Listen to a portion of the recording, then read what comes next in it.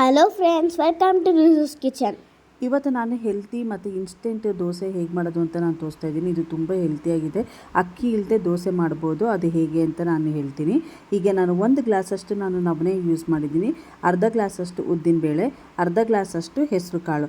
ಈ ಮೂರನ್ನು ಚೆನ್ನಾಗಿ ನಾವು ವಾಶ್ ಮಾಡಬೇಕು 2 ಸತಿ.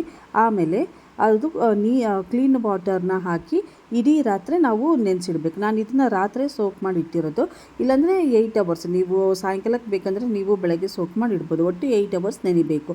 ನಾನಿದು ರಾತ್ರಿ ನೆನೆಸಿಟ್ಟಿದ್ದೀನಿ. ಈಗ ಬೆಳಗ್ಗೆ ನೋಡಿ ಎಷ್ಟು ಚೆನ್ನಾಗಿ ಅದು ಉದ್ಗಿದೆ ಅಂಥೇಳಿ. ನೋಡಿ ಎಷ್ಟು ಚೆನ್ನಾಗಿದೆ ಅಂತ. ಆ ನೀರು ನಾನು ವೇಸ್ಟ್ ಮಾಡಿಲ್ಲ. ಅದೇ ನೀರು ನಾನು ಗ್ರೈಂಡ್ ಮಾಡೋಕ್ಕೆ ನಾನು ಹಾಕ್ಕೊಳ್ತಾ ಇದ್ದೀನಿ. ಗರಿ ಬರಬೇಕಂದ್ರೆ ಒಂದು ಟಿಪ್ಪು ಚಿರೋಟಿ ರವೆನ ನಾನು 2 ಸ್ಪೂನ್ ಹಾಕ್ಕೊಳ್ತಾ ಇದ್ದೀನಿ. ಇದಕ್ಕೆ 2 ಹಸಿಮೆಣಸಿನ್ಕಾಯಿ, ಶುಂಠಿ ಮತ್ತು ಬೆಳ್ಳುಳ್ಳಿ ಹಾಕ್ಕೊಳ್ತಾ ಇದ್ದೀನಿ. ರುಚಿಗೆ ತಕ್ಕಷ್ಟು ಉಪ್ಪು ಹಾಕಿ ಫೈನ್ ಪೇಸ್ಟ್ ಮಾಡ್ಕೊಳ್ಬೇಕು. ಪೇಸ್ಟ್ ಮಾಡ್ಕೊಳ್ಬೇಕಂದ್ರೆ ನೀವು ಜಾಸ್ತಿ ನೀರು ಹಾಕ್ಕೊಳ್ಬೇಡಿ, ಸ್ವಲ್ಪ ಮಾತ್ರ ನೀರು ಹಾಕ್ಕೊಳ್ಳಿ. ಯಾಕಂದರೆ ಅದು ತುಂಬ ನೀರಾದರೆ ಚೆನ್ನಾಗಿರಲ್ಲ. ಈಗ ನೋಡಿ ಈ ಕನ್ಸಿಸ್ಟೆನ್ಸಿ ಇರಬೇಕು. ನಾನು ಈಗ ಒಂದು ಸ್ವಲ್ಪ ನೀರು ಹಾಕ್ಕೊಂಡು ಮಿಕ್ಸ್ ಮಾಡ್ಕೊಳ್ತಾ ಇದ್ದೀನಿ. ನೋಡಿ ಎಷ್ಟು ಚೆನ್ನಾಗಿ ಬಂದಿದೆ ಅಂಥೇಳಿ. ಸೇಮ್ ಅಕ್ಕಿಯಲ್ಲಿ ನೀವು ಹೇಗೆ ದೋಸೆ ಮಾಡ್ತೀರೋ ಅದೇ ಥರ, ಬಟ್ ಅಕ್ಕಿ ಹಾಕಿಲ್ಲ ಅಂತ ಗೊತ್ತೇ ಆಗಲ್ಲ ಫ್ರೆಂಡ್ಸ್. ಗರಿಯಾಗಿ ತುಂಬ ಟೇಸ್ಟಿಯಾಗಿ ಬರುತ್ತೆ. ನೋಡಿ ಈ ಕನ್ಸಿಸ್ಟೆನ್ಸಿಲಿ ಇರಬೇಕು.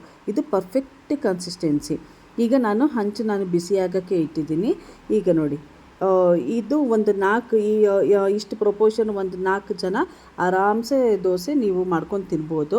ಯಾರ್ಯಾರೇನೋ ನನ್ನ ಚಾನಲ್ ಸಬ್ಸ್ಕ್ರೈಬ್ ಮಾಡಿಲ್ಲ, ಪ್ಲೀಸ್ ಲೈಕ್, ಶೇರ್, ಸಬ್ಸ್ಕ್ರೈಬ್ ಮಾಡಿ ನನ್ನ ಚಾನಲ್ಗೆ ಸಪೋರ್ಟ್ ಮಾಡಿ ಫ್ರೆಂಡ್ಸ್.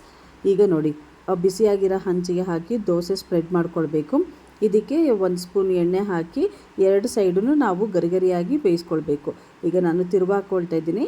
ಇನ್ನೊಂದು ಸೈಡು ಅದು ಬೇಯಬೇಕು. ಇದು ಹೆಸರು ಕಾಳು ಹಾಕಿದೆ ಅಂತಲೂ ಗೊತ್ತಾಗಲ್ಲ, ಅಷ್ಟು ಟೇಸ್ಟಿಯಾಗಿ ಬರುತ್ತೆ. ನೀವು ಮನೇಲಿ ಎಲ್ರಿಗೂ ಬಿಸಿ ದೋಸೆ, ಹೆಲ್ತಿ ದೋಸೆ ಮಾಡಿಕೊಡಿ. ಹಾಗೆ ಹೇಗೆ ಬರುತ್ತೆ ಅಂತೇಳಿ ನನಗೆ ಕಮೆಂಟಲ್ಲಿ ರಿಪ್ಲೈ ಮಾಡಿ. Thank you for watching.